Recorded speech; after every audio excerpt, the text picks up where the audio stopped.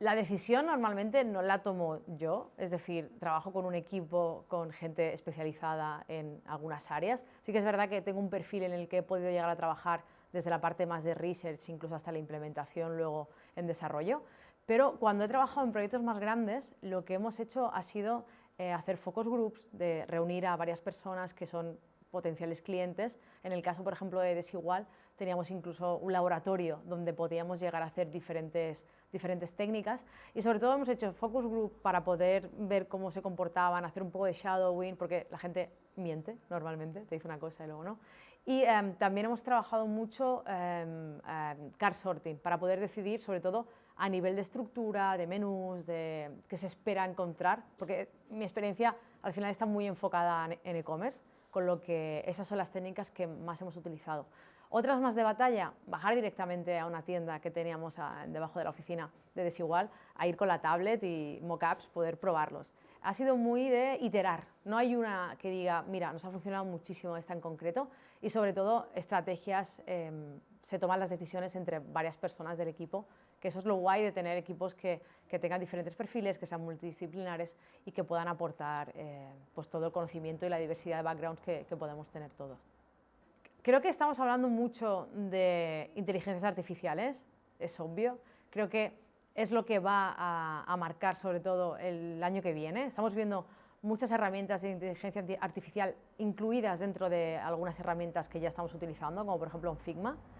Hay una en concreto que me gusta mucho, que se llama Musho, ¿vale? De Pablo Stanley, que es un referente de la industria, y creo que lo que esa gente está trabajando es lo que va a marcar sobre todo el año que viene.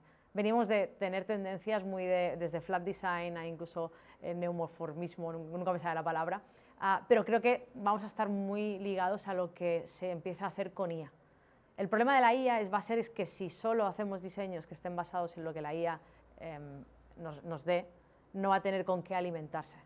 Entonces pienso un poco que vamos a hacer mucho foco en la IA y no tanto en temas más visuales de, vale, pues se va a llevar este movimiento o se va a llevar este otro. Vamos a estar más centrados en la herramienta y en entender cómo interactuar y cómo tenerla en nuestro flujo de trabajo. Los mayores desafíos a nivel de poder identificar y de indicar cómo se va a comportar una interfaz, es decir, tú tienes un botón, pues es lo más sencillo, ¿no? Se va a comportar de esta manera cuando hagas scroll por encima y tal.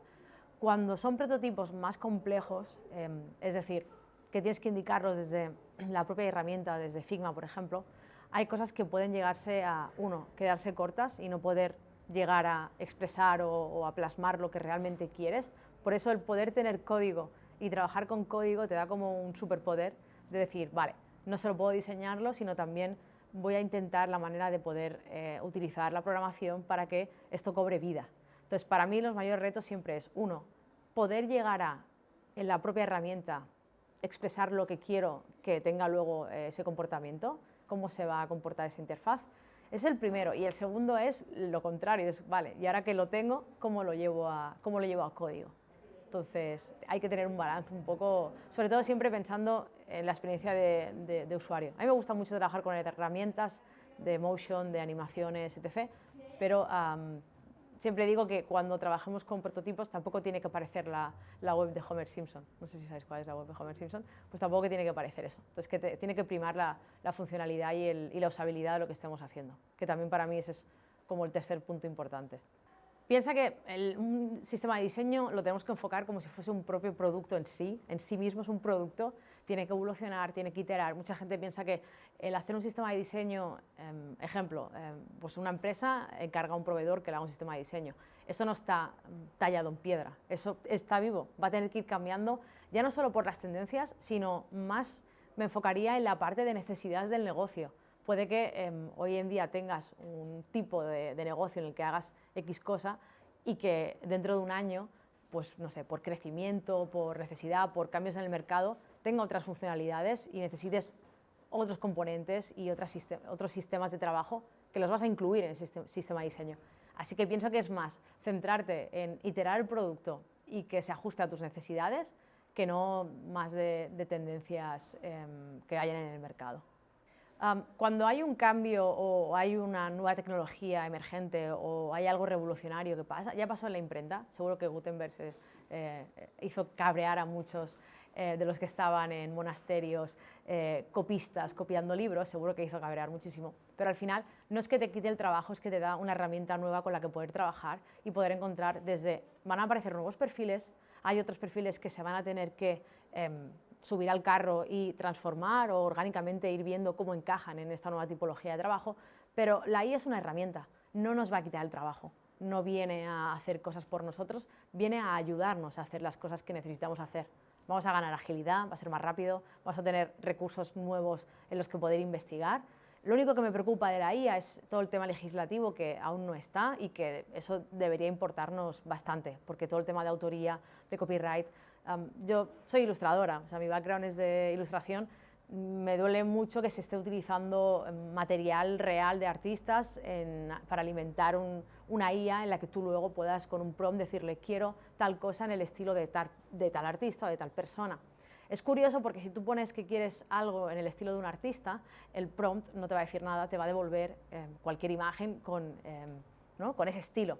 En cambio, si dices que quieres algo que sí que hace referencia a alguna marca, no te lo da. Si tú dices quiero que me hagas esto en el estilo de, no sé, de Disney, pues te va a decir no puedo hacerte tal, o en el estilo de Nintendo o de Mario Bros, te va a decir no puedo hacerlo. Entonces, bueno, va a ser interesante ver cómo se aborda todo el tema legislativo, pero, insisto, es una herramienta, nos va a facilitar el trabajo, nos va a dar la rapidez en algunos procesos, incluso a nivel no solo de ejecutar, sino sobre todo poder tener material del que alimentarte tú mismo como diseñador y poder ofrecer pues, desde otras experiencias a buscar conceptos, a poder tener material, ¿no? En vez de tener la estantería llena de libros, vamos a poder tener a nuestra mano pues, la IA y con prompts vamos a poder pedirles cosas.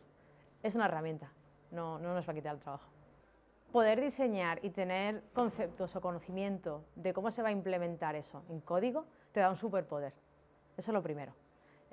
Tienes que conocer el soporte. Si haces diseño digital, diseño para web, tienes que conocer cómo se comporta el navegador, tienes que conocer cosas básicas, no tienes que ser ingeniero de software, no hace falta llegar a esos niveles, pero el poder diseñar, por ejemplo, un botón y darle vida, el poder diseñar cualquier tipo de interfaz y que puedas verla en funcionamiento sabiendo HTML y CSS, tampoco tienes que irte a saber demasiadas tecnologías, es un superpoder.